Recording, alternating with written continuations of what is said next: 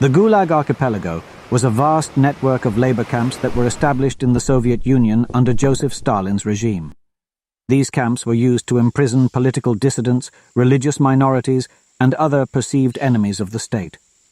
But the reality of life in the Gulag was far from the propaganda images of happy workers and reformed criminals that the Soviet government projected to the world. In this video, we'll explore the brutal and inhumane nature of the Gulag system and the impact it had on the lives of millions of people. The Gulag system was characterized by extreme brutality and inhumanity.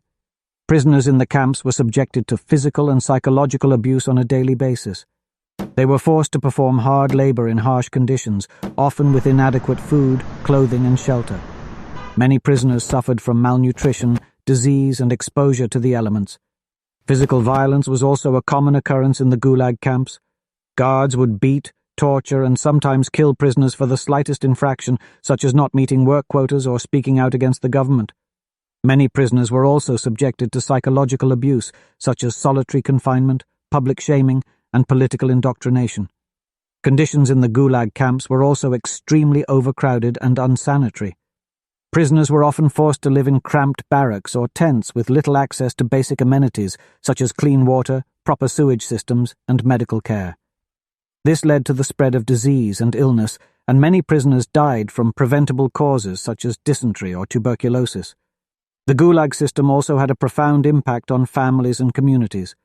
Many children grew up without parents who had been sent to the camps, and entire families were often arrested and sent to separate camps, causing widespread trauma and suffering.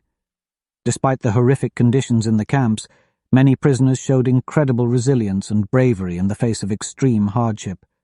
They formed communities and supported one another, often risking their own lives to help their fellow prisoners.